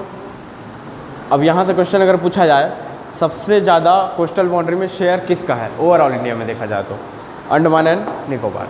अब उसके बाद स्टेट वाइज पूछा जाए, सबसे ज़्यादा शेयर कोस्टल बाउंड्री में कौन से स्टेट का है? तो क्या हो जाएगा? गुजरात, ठीक है। ओवरऑल पूछा जाए तो अंडमान एंड निकोबार, और सिर्फ स्टेट का पूछा जाए तो गुजरात। क्वेश्चन एक ऐसा भी बनता है, सबसे ज़्यादा या सबसे कम को पूछ देगा, उसके बाद जो है सीक्वेंस वाला। और एक मतलब एक टाइप का क्वेश्चन ऐसा और बनता है, 4 स्टेट दे देंगे, गुजरात, छत्तीसगढ़, वेस्ट बंगाल, उसके बाद कर्नाटका, सपोज केरला, तो कौन सा स्टेट जो है कोस्टल बाउंड्री क्रिएट नहीं करता? ऐसा टाइप का क्वेश्चन बना दिया तो आसानी से सॉल्व हो जाएगा। ये सब इजी लेवल के पेपर के लिए क्वेश्चन है, और अगर टफ करना चाहे तो सीक्वेंस पूछता है। नहीं नहीं नहीं, इंटरनेशनल बाउंड्री के बारे में डिस्कशन कर रहे हैं यहाँ, ठीक है। दो स्टेट के बीच का बाउंड्री जो हो जाएगा इंटर स्टेट बाउंड्री होगा, डोमेस्टिक बाउंड्री बोलते हैं जिसको, और ये जो हम बोल रहे हैं सब इंटरनेशनल बाउंड्री है, ठीक है। जो भी कॉन्फ्लिक्ट वगैरह होता है इंटरनेशनल बाउंड्री में ही होता है। स्टेट का जो बाउंड्री है उस पर क्या है, दो स्टेट के बीच अगर कॉन्फ्लिक्ट हो रहा है तो कहाँ जाएगा मामला, अगर दो स्टेट के बीच कोई कॉन्फ्लिक्ट है, कोई विवाद है, तो उन लोग किसके पास जाएंगे उसको रिड्रेसल के लिए, सुप्रीम कोर्ट। सुप्रीम कोर्ट का जो अधिकार क्षेत्र होता है क्या होता है, कोई भी अगर दो स्टेट के बीच का प्रॉब्लम है तो कहाँ जाएंगे, सुप्रीम कोर्ट। स्टेट और यूनियन के बीच का प्रॉब्लम है तो कहाँ जाएंगे, सुप्रीम कोर्ट, ठीक है। तो उसका दो जो अधिकार क्षेत्र होता है सुप्रीम कोर्ट का, बेसिकली स्टेट और स्टेट के बीच का विवाद है या फिर स्टेट और केंद्र के बीच का विवाद है, तब कहाँ जाते हैं, सुप्रीम कोर्ट, ठीक है। अभी अभी एक केस हुआ था, इधर असम का बाउंड्री डिस्प्यूट था, ठीक है। तो सॉल्व तो नहीं हुआ है अभी वो, तो दोनों स्टेट क्या किए थे, असम और त्रिपुरा था शायद। तो अब त्रिपुरा का क्या इंपॉर्टेंस था, यहाँ पास हमारा त्रिपुरा है, या इसको बस थोड़ा सा देख लीजिए, लिखना नहीं है। त्रिपुरा क्या है, 3 साइड से क्या है, बांग्लादेश के साथ बॉर्डर शेयर करता है, ठीक है। ये बस ऐसे ध्यान में रखना कि त्रिपुरा एक स्टेट है नॉर्थ ईस्ट का, 7 सिस्टर बोलते हैं, नॉर्थ ईस्ट के 7 स्टेट हैं, ठीक है, उसको क्या बोलते हैं, 7 सिस्टर्स। उसमें से त्रिपुरा एक स्टेट है जो बांग्लादेश के साथ 3 साइड से बाउंड्री शेयर करता है, और इस बाउंड्री को रीजनल लैंग्वेज में, रीजनल मतलब यहाँ के लोग क्या बोलते हैं, जीरो लाइन। जीरो लाइन क्यों बोलते हैं, जीरो लाइन ये वाला है, सिर्फ ये वाला, और ओवरऑल लाइन क्या है, लाइन के बारे में डिस्कशन नहीं किया है क्या अभी की क्लास में, रेड क्लिफ लाइन, अच्छा सिर्फ मैकमोहन डिस्कस किया है ना। तो पाकिस्तान के साथ जब बाउंड्री शेयर करता है इंडिया, उसको क्या बोलते हैं, रेड क्लिफ लाइन, ठीक है। पाकिस्तान, अब बांग्लादेश क्या था पहले, पाकिस्तान 2 पार्ट में था, ईस्ट पाकिस्तान, वेस्ट पाकिस्तान, तो ये भी पहले पाकिस्तान था। इसके साथ जो इंडिया का बाउंड्री होगा ये क्या होगा, ये भी हमारा क्या होगा, रेड क्लिफ लाइन होगा, ठीक है, ओवरऑल। और इसका जो एक सिर्फ पर्टिकुलर एरिया है त्रिपुरा के साथ, उसको क्या बोलते हैं, जीरो लाइन। जनरली ये पूछा नहीं जाता, रेड क्लिफ लाइन ही पूछते हैं। और उसके बाद यहाँ पास आता है हमारा अफ़गानिस्तान, इंडिया और अफ़गानिस्तान, ये हमारा पाकिस्तान के साथ बाउंड्री है, ये अफ़गानिस्तान, इसको क्या बोलते हैं, सर ड्यूरेंस लाइन, डी है। इसको अगर नोट नहीं किया है ना, तो आप लोग जो पिछले क्लास का मैप था जो बॉर्डर वाला, जिसमें आप किलोमीटर में बाउंड्री शेयर लिखे हुए हैं, उसमें सिर्फ छोटा छोटा पॉइंट में लिखिए, ठीक है। इंडिया और पाकिस्तान के बीच कौन सा बाउंड्री है, रेड क्लिफ लाइन। इंडिया और अफगानिस्तान के बीच कौन सा है, ड्यूरेंस लाइन। इंडिया और चाइना के बीच कौन सा है, मैकमोहन लाइन,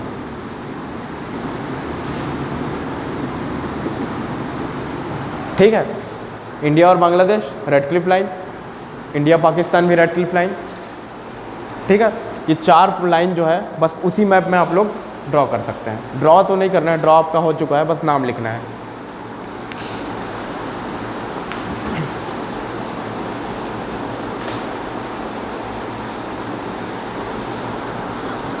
क्वेश्चन डायरेक्ट आएंगे यहाँ से, कोई बड़ा क्वेश्चन नहीं आएगा। लाइन जैसे इंडिया और पाकिस्तान के बीच का जो बाउंड्री है, इंडिया और पाकिस्तान के बीच का अंतर्राष्ट्रीय सीमा है, उसको किस नाम से जानते हैं। ऐसा 4 ऑप्शन रहेगा। सपोज 4 ऑप्शन यहीं से बना है, zero line, McMahon line, Durand line, Radcliffe line. चारों को ऑप्शन में दे दिया तो आप आसानी से बता सकते हैं। रेड क्लिफ लाइन किसके किसके बीच है, इंडिया और पाकिस्तान, ठीक है। अब सेम इधर पूछ दिया, इंडिया और चाइना के बीच कौन सा अंतर्राष्ट्रीय बॉर्डर बनता है, उसमें क्या आएगा, मैकमोहन लाइन।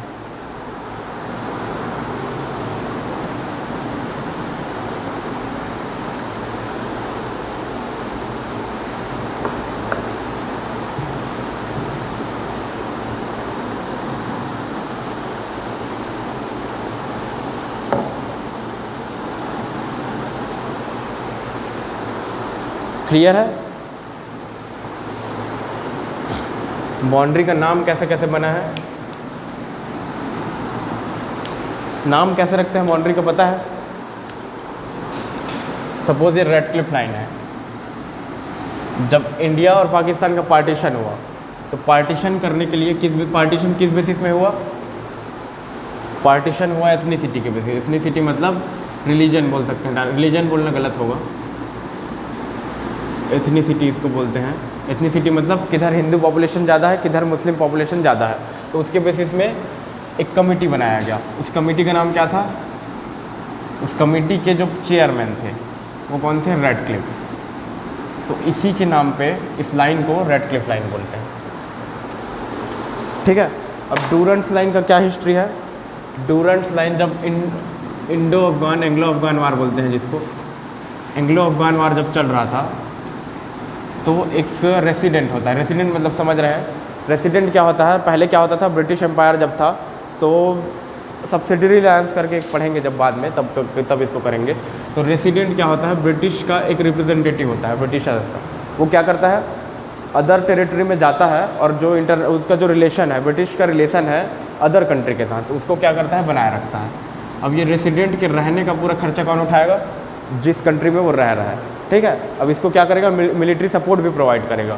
तो इस रेसिडेंट जो ब्रिटेन भेजा था उसका नाम क्या था? सर लगाना ठीक नहीं है, डूरंड ही नाम था उसका। तो इसी के नाम पे इसका क्या है? नाम जो है डूरंड लाइन है। ठीक है, लिखो मत इसको, बस एक रेफरेंस के तौर पे दे दे रहा हूँ मैं, मतलब कैसे याद रखना है इसको। और ये मैकमोहन लाइन है। चाइना बॉर्डर के लिए 2 कमेटी बना था। पहला क्या था? McDonald's line. सेकंड क्या था? McMahon line. जो चाइनीज़ एम्पायर था वो किसको मानता है? मैकमोहन लाइन को मानता है। ठीक है, मतलब अभी का जो चाइना है वो किसी लाइन को नहीं मानता, लेकिन पहले जो ट्रीटी हुआ था उसके अकॉर्डिंग क्या था? मैकमोहन लाइन को दोनों साइन किए थे। ठीक है, अब मैकमोहन कौन थे? सेम कॉन्सेप्ट, एक कमिटी बनाया गया बॉर्डर डिसाइड करने के लिए, उसके क्या थे? चेयरमैन। अब चेयरमैन के नाम पे ही लाइन का नाम रख दिया जाता है। ठीक है,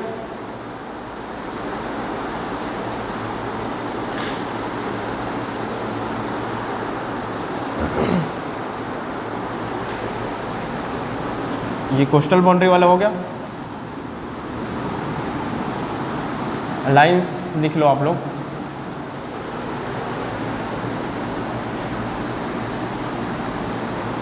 लाइंस जनरली अगर पूछा जाता है तो वो सॉल्व हो जाएगा। ठीक है,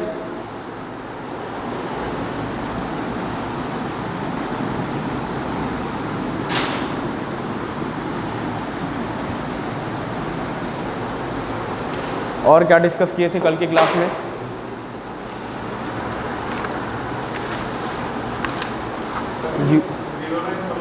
हाँ, त्रिपुरा और बांग्लादेश। त्रिपुरा का क्या इसका खासियत है?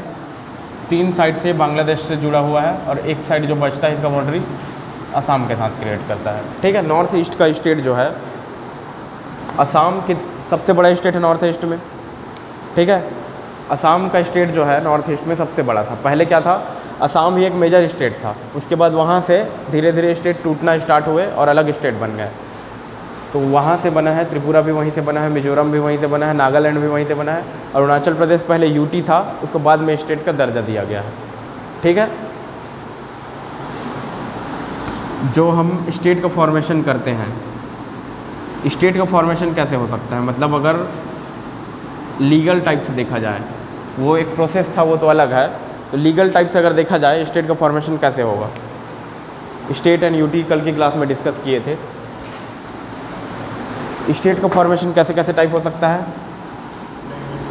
फर्स्ट, एक बड़ा स्टेट है, उसको तोड़ के 2 या 2 से ज़्यादा स्टेट में बना सकते हैं। ठीक है, larger state to more than 1 smaller state. मतलब जो बड़ा स्टेट है उसको तोड़ के 1 से अधिक छोटे स्टेट में बांटा जाता है। ये पहला टाइप हुआ। अब सेकंड क्या होगा? इसके जस्ट अपोजिट 2 या 2 से अधिक स्मॉलर स्टेट को मिला के एक लार्जर स्टेट बनाया जाएगा। ठीक है, अब थर्ड टाइप कैसे स्टेट बन सकता है? इंटरनेशनल बाउंड्री है, जैसे कोई सपोज़ इंडिया और बांग्लादेश का बाउंड्री है ये। ठीक है, क्लियर हो रहा है? बाउंड्री ऐसा ही है इंडिया बांग्लादेश का। तो इंडिया का कुछ टेरिटरी ऐसा है जो इधर प्रोजेक्टेड है और बांग्लादेश का कुछ टेरिटरी ऐसा है जो इधर प्रोजेक्टेड है। एक्चुअल में ऐसा है, मतलब था, अब नहीं रहा वो, उसको एक अमेंडमेंट करके इसको बराबर कर दिया गया है। तो इंडिया वाले क्या करेंगे, ये जो टेरिटरी है ये इंटरनेशनल हमारे बॉर्डर में नहीं था, ये उनके बॉर्डर में था। तो इसके लिए क्या करेंगे, इसको अपने बॉर्डर में शामिल करने के लिए एक बिल पास करेंगे। बिल पास करेंगे मतलब एक एक्ट बनाएंगे, ठीक है। अब वो एक्ट बनेगा तो तीसरा कैटेगरी क्या हो जाएगा, इंटरनेशनल टेरिटरी को अपने टेरिटरी में मिलाना, मतलब मर्ज करना, ठीक है। तो स्टेट कितने टाइप से बन सकते हैं, नए स्टेट अगर बनाना है तो जनरली अभी स्टेट कैसे बनता है, एक बड़ा स्टेट है उसको तोड़ के दो या दो से अधिक स्टेट में बांट दिया जाता है, ठीक है। तो अब ये जो होता है कौन से आर्टिकल में है, मतलब आर्टिकल बाद में देखेंगे जब पढ़ेंगे, तब इसको जनरली एक रेफरेंस के लिए देख ले रहो। आर्टिकल 3, ठीक है, इंडियन कॉन्स्टिट्यूशन का, उसमें ये सब मेंशन है। जब पॉलिटी में देखेंगे तब ये पूरा डिस्कस करेंगे कैसे बनता है, क्यों बनता है, एसआरसी में डिस्कस किए थे। अब जो स्टेट और यूटी है उसी को एक बार और देखते हैं, ठीक है। कल की क्लास यहीं ख़त्म किए थे।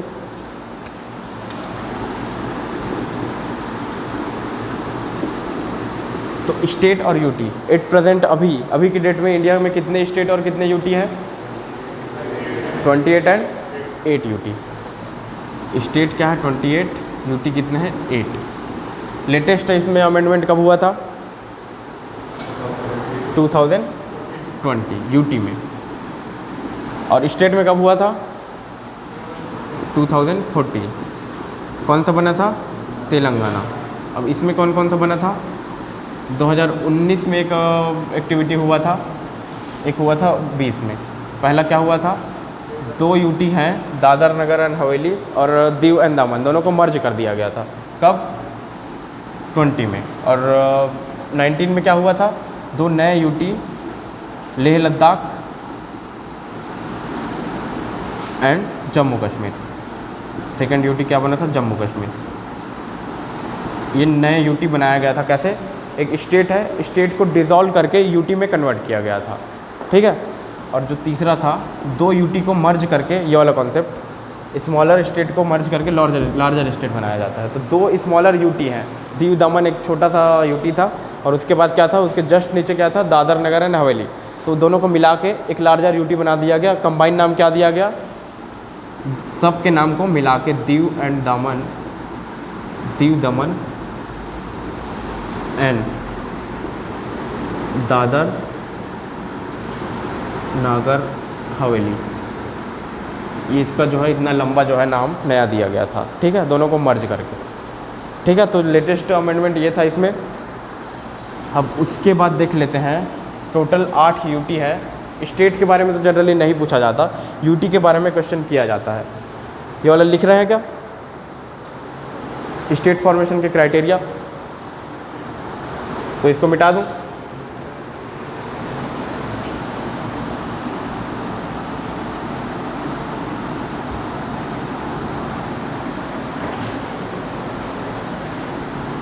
लाइन्स वगैरह नोट कर लिए हैं, डूरंड लाइन, रेडक्लिफ, मैकमोहन।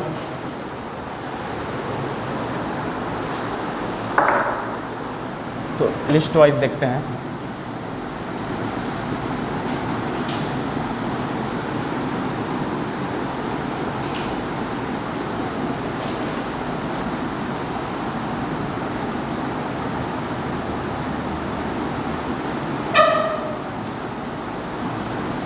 ठीक है, अब यहाँ हम देखते हैं यूटी को थोड़ा लोकेट करके देखते हैं।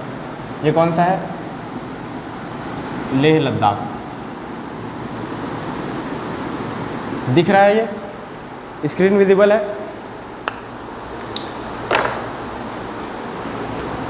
अब इसके जस्ट नीचे कौन सा है, जम्मू एंड कश्मीर। अब यहाँ पास एक कंबाइंड कैपिटल है चंडीगढ़, उसके बाद इंडियन कैपिटल है इसके जस्ट नीचे दिल्ली। उसके बाद कौन सा यूटी है, यहाँ पास दमन है, दीव एक आइलैंड है, ठीक है, ये गुजरात वाला पार्ट है। अब इसके बाद जब महाराष्ट्र का बॉर्डर आएगा, महाराष्ट्र वाले पार्ट में क्या है, जस्ट बॉर्डर में है ना ये।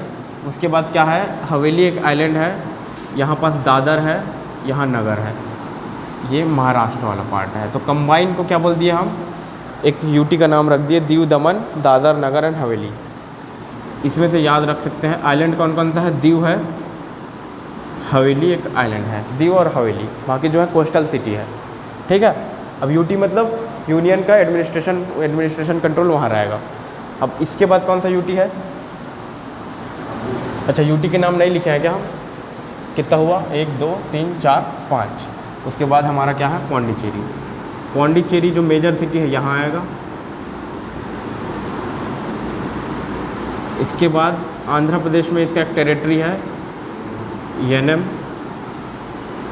यहाँ पास बॉर्डर पे है करैकल। और उसके बाद केरला में एक कोस्टल सिटी है माहे। ठीक है, 4 टेरिटरी को मिला के एक यूटी बनता है कौन सा, पौंडीचेरी। ठीक है, इसका मतलब एडमिनिस्ट्रेटिव हेड कहाँ है, पौंडीचेरी में। कितना हुआ 4 5 6। उसके बाद 7वां क्या है हमारा, ये अंडमान हो गया, इधर हो गया निकोबार। ठीक है, अंडमान एंड निकोबार ये हमारा 7वां हो गया। ये हमारा हो गया केरला के पैरेलली चलता है हमारा लक्षद्वीप, ये हो गया 8वां। ठीक है, 8 यूटी के नाम यहाँ क्लियर है। लक्षद्वीप लिखो या फिर लक्काद्वीप ऐसे लिखो, अगर कहीं कहीं वो ऐसा वर्ड मिला तो वो लक्षद्वीप ही है। ठीक है, ये अंडमान एंड निकोबार हो गया, ये दिल्ली हो गया, चंडीगढ़, ये दीव एंड हवेली। ठीक है, अब क्वेश्चन यहाँ से कैसा पूछा जाता है, ये हमारा है नॉर्थ, ये हो गया हमारा साउथ। तो नॉर्थ टू साउथ जो हमको इसको जमाना है, 4 या 5 यूटी के नाम दे दिया गया, जैसे लेह लद्दाख, जम्मू कश्मीर, चंडीगढ़, दिल्ली। उसके बाद क्या आएगा, दीव दमन दादर नगर हवेली। उसके बाद कौन सा आएगा, पौंडीचेरी। पौंडीचेरी जहाँ है उसका रेफरेंस किसको लेंगे हम, जहाँ उसका एडमिनिस्ट्रेटिव हेड है। एडमिनिस्ट्रेटिव हेड कहाँ है, पौंडीचेरी में। उसके बाद कौन सा आएगा, लक्षद्वीप, केरला के पैरेलली चलता है ये। लक्षद्वीप का कैपिटल क्या है, कल के क्लास में डिस्कस किए थे, कावारत्ती।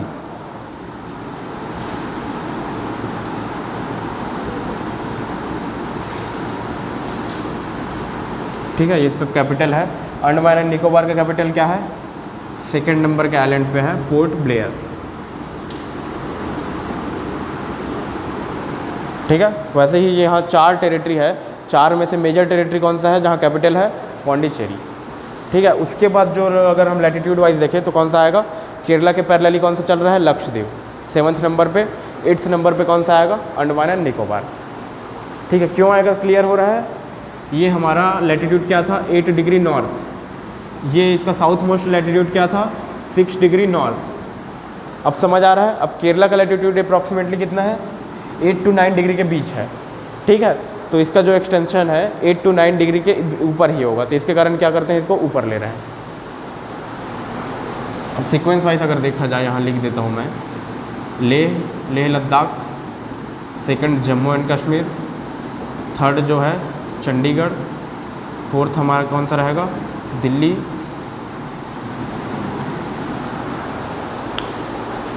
5th में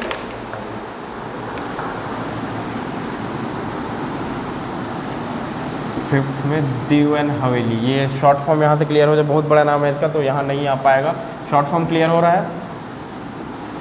6 पे पौंडीचेरी पीसी अगर लिखो तो, 7th पे लक्षद्वीप LC, 8th पे अंडमान एंड निकोबार। ये इसका जो सीक्वेंस है नॉर्थ टू साउथ है। ठीक है, अब इसी से क्वेश्चन बनेगा अगर बनाना चाहे तो। ठीक है, इतना क्लियर है।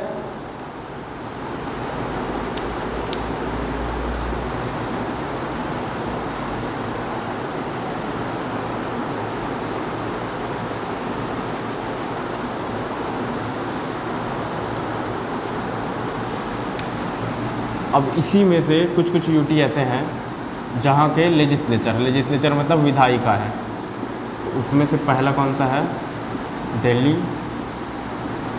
पौंडीचेरी, 3rd कौन सा है, जम्मू एंड कश्मीर। ये 3 अलग से इसको लिखे थे कल के क्लास में, तो इसको याद रखना। दिल्ली, पौंडीचेरी, जम्मू एंड कश्मीर, ये 3 ऐसे यूटी हैं जहाँ लेजिस्लेचर है। लेजिस्लेचर मतलब वहाँ का लोकल गवर्नेंस। लोकल गवर्नेंस मतलब समझ रहे हैं, वहाँ के लोग जो हैं खुद वोट देंगे, अपने रिप्रेजेंटेटिव मतलब अपने नेता जो है खुद चुनेंगे। ठीक है, तो ये राइट कहाँ कहाँ है? दिल्ली, पौंडीचेरी, जम्मू एंड कश्मीर।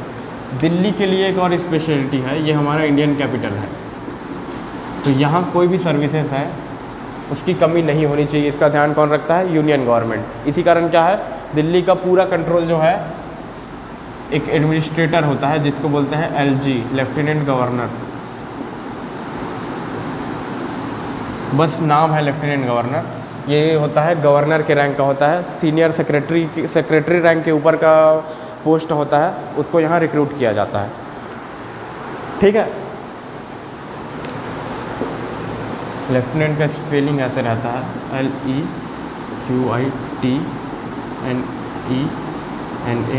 लेफ्टिनेंट। ठीक है,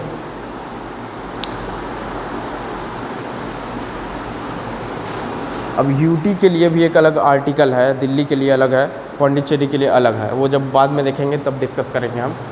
बस एक ध्यान में अगर रखना है तो कौन से चैप्टर में है? आर्टिकल 239A, पौंडीचेरी के लिए आर्टिकल 239AA, ऐसा करके कॉन्स्टिट्यूशन में आर्टिकल है। तो डायरेक्ट क्वेश्चन यहाँ से भी पूछता है, पॉलिटी का सब्जेक्ट जब हम देखेंगे तो। यूटी के लिए मतलब दिल्ली के लिए स्पेशल आर्टिकल कौन से संविधान में कौन सा है, तो पूछ दिया तो कौन सा होगा? Article 239A। ठीक है, इसको जब डिस्कस करेंगे तब बाद में पढ़ेंगे, अभी उसको नोट मत करना।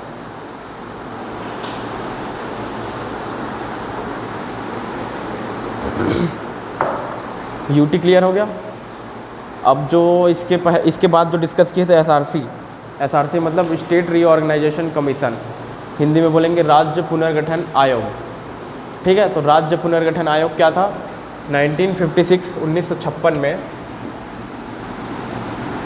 नए स्टेट फॉर्मेशन के लिए, पहले इंडिया में कितने स्टेट थे? 14 स्टेट थे और 6 यूटी थे। ठीक है, तो उसके बाद जितने भी नए स्टेट बनना था वो किस बेसिस में बनाया जाए, तो उस बेसिस को डिटरमाइन करने के लिए, बेसिस को बताने के लिए एक कमेटी बनाया गया, उसको बोले स्टेट रीऑर्गेनाइजेशन कमीशन। ठीक है, कितने मेंबर थे इसमें? अगर पूछा जाए तो नहीं पूछेगा, इसके 3 मेंबर थे पहले। ठीक है, तीनों अगर नोट करना चाहो तो कर लो, लेकिन ज़रूरत नहीं है, बस ध्यान में रखना इसमें 3 मेंबर थे। तीनों मेंबर ने क्या क्राइटेरिया दिया था? स्टेट को सबसे पहला जो बेसिस रहेगा लैंग्वेज के आधार पर बनाया जाए। लैंग्वेज मतलब वहाँ कौन सा भाषा बोला जा रहा है, अगर लोग एक ही भाषा बोल रहे हैं तो उनको कौन सा एक अलग स्टेट का दर्जा दे दिया जाए। ठीक है, एग्जाम्पल के लिए क्या लिए थे इसमें? बॉम्बे प्रोविंस था जब ब्रिटिश टाइम में, बॉम्बे में कौन सा रीजन आता था? विदर्भ आता था, इधर डेजर्ट एरिया आता था, इधर मुंबई का एरिया आता था, इधर गुजरात का एरिया आता था, और यहाँ पास था हमारा बरार। तो ये बॉम्बे में नहीं आता था पहले, तो क्या किया गया? गुजराती पॉपुलेशन को यहाँ से अलग किया गया। ठीक है, जितने लोग गुजराती बोलते हैं उनको एक अलग करके एक नया स्टेट बनाया गया गुजरात, और जितने लोग मराठी बोलते थे यहाँ सीपी था सेंट्रल प्रोविंस, उसका कुछ पार्ट को वहाँ भी मराठी बोलते थे, तो उनको एक साथ करके एक नया स्टेट बनाया गया महाराष्ट्र। पहले इसका नाम क्या था? बॉम्बे प्रोविंस, बॉम्बे नाम था, उसको 2 पार्ट में तोड़ा गया, एक बना गुजरात, एक बना महाराष्ट्र। अब सेकंड क्राइटेरिया क्या बताया गया था इसमें? सेकंड क्राइटेरिया था एथनिसिटी, मतलब कल्चर। जैसे कोई एक स्टेट है पर्टिकुलर, वहाँ का एक कल्चर होता है, तो उस कल्चर के बेसिस में अगर कहीं से कहीं एक रीजन तक सेम कल्चर है तो कल्चर के रिस्पेक्ट में उनको एक अलग स्टेट बना दिया जाए।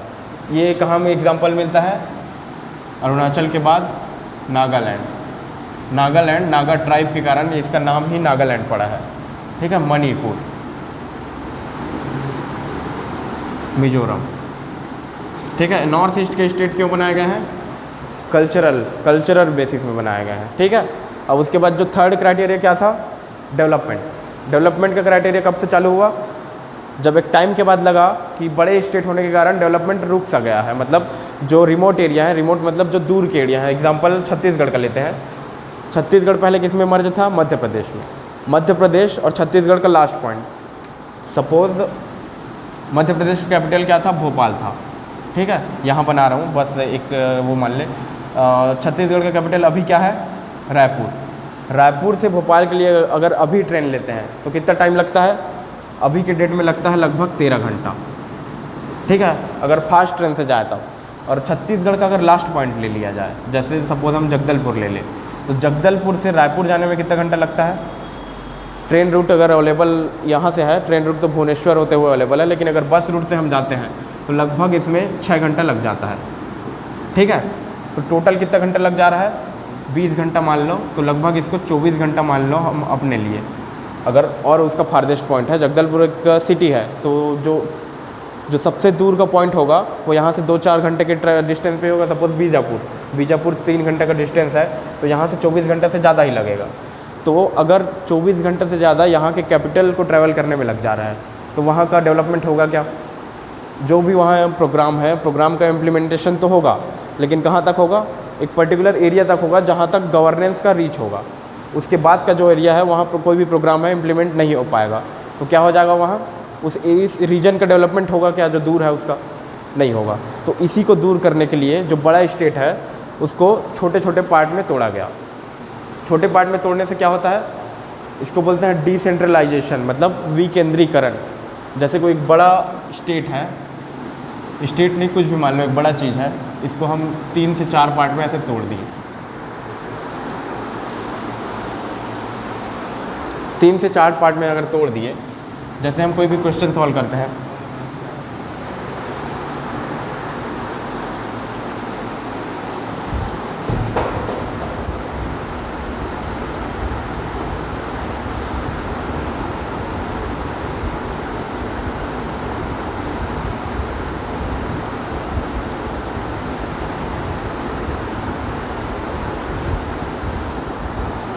विजिबल है अभी ऑनलाइन में?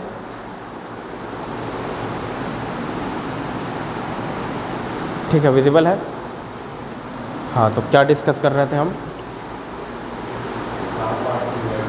हाँ, जैसे सपोज़ कोई क्वेश्चन हम सॉल्व कर रहे हैं, मैथ्स का कोई क्वेश्चन है, एक रेन शेडो वाला क्वेश्चन है। ऐसा क्वेश्चन आप लोग किए होंगे रेनफॉल वाले चैप्टर में। तो यहाँ कुछ पर्टिकुलर एरिया रहता है, यहाँ भी एक दूसरा एरिया रहता है A2, यहाँ एक तीसरा एरिया था सपोज़ A3, यहाँ एक चौथा एरिया था A4। एक टाइम ऑफ कंसंट्रेशन वाला एक क्वेश्चन आता है, उसमें आप लोग इसको सॉल्व किए होंगे। तो पहले हम क्या करते हैं? आइसो हाइट समझते हैं, मतलब सेम रेनफॉल होता है, उसका एक लाइन होता है। एक सपोज़ एक लाइन है, इस लाइन पे कहीं भी हम ले लें, रेनफॉल का अमाउंट कितना है? 1 mm/आवर है सपोज़। तो कहीं भी अगर हम ले 1 mm/आवर का बारिश वहाँ मिलेगा। तो ये एक आइसो हाइट लाइन है। तो इसको सॉल्व करने के लिए हम क्या करते हैं? एक आइसो हाइट के बीच का एरिया लेते थे, उसके बाद इसका लेते थे, उसके बाद इसका लेते थे, उसके बाद इसका लेते थे, फिर चारों को सम अप कर देते थे। ठीक है, ये क्या हुआ? डिसेंट्रलाइजेशन हुआ। डिसेंट्रलाइजेशन कैसे हुआ? पूरा क्वेश्चन को एक साथ सॉल्व कर सकते थे क्या हम? नहीं कर सकते थे। क्यों? क्योंकि यहाँ का रेनफॉल अलग है, यहाँ का अलग है, यहाँ का अलग है, यहाँ का अलग है। अब अगर इसको सॉल्व करना है एक साथ, तो रेनफॉल का अमाउंट क्या हो? सेम होना चाहिए। तो यहाँ सेम नहीं है, उसके कारण क्या करेंगे हम? 4 अलग अलग पार्ट में डिवाइड करके इसको सॉल्व करेंगे। अब 4 अलग अलग पार्ट में डिवाइड करके सॉल्व किए, A1, A2, A3, A4। अब यहाँ से जो रिज़ल्ट आया उसको लास्ट में हम कंक्लूड किए और इसको एडअप करके जो फाइनल आंसर होता है हमारा। ठीक है, सेम कॉन्सेप्ट यहाँ है। अगर कोई बड़ा स्टेट है तो वहाँ क्या होगा? वहाँ जो प्रॉब्लम्स हैं, प्रॉब्लम्स ज़्यादा क्रिएट होंगे और जो हमारा रीच है, हमारा जो कैपेसिटी है प्रॉब्लम सॉल्व करने का, वो कम होते जाएगा। तो उसके कारण क्या करते हैं? छोटा छोटा स्टेट बनाने का कॉन्सेप्ट है, यहाँ से आया। अब उसी के रिस्पेक्ट में हमारा कौन सा स्टेट बना है? छत्तीसगढ़, डेवलपमेंट के बेसिस में। ठीक है, CH चंडीगढ़ हो जाता है, CG हमारा क्या है? छत्तीसगढ़, झारखंड, उत्तराखंड। इसका सीक्वेंस क्या था? पहले छत्तीसगढ़ फॉर्म हुआ था, उसके बाद उत्तराखंड फॉर्म हुआ था, उसके बाद झारखंड फॉर्म हुआ था। शायद किसी ने डेट भी बताया हुआ था इसका, कल की क्लास में लिखे हुए थे। तो इसका जो सीक्वेंस है, सीक्वेंस वाइज ये थोड़ा कई बार पूछा गया क्वेश्चन है। और क्यों पूछा जा चुका है? छत्तीसगढ़ का एग्ज़ाम है, तो ये क्वेश्चन 2 से 3 बार पूछा जा चुका है। प्रीवियस ईयर में आपको मिल भी जाएगा वो। ठीक है, ये UT क्लियर है। अब SRC का रिकमेंडेशन क्लियर है, पिछली क्लास में डिटेल से उसको डिस्कस किए थे, लिखने का इसको ज़रूरत तो नहीं है।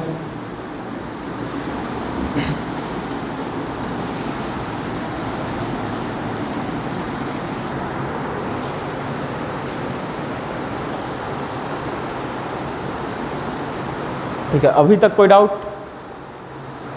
किसी को भी कोई डाउट?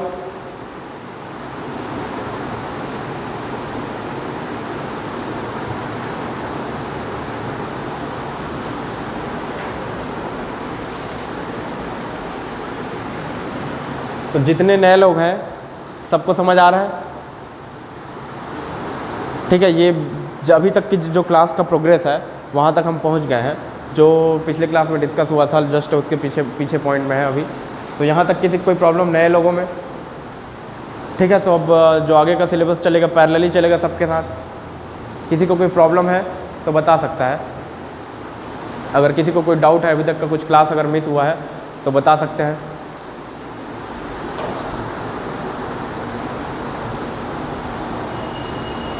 हाँ, वो आगे डिस्कस होगा, अभी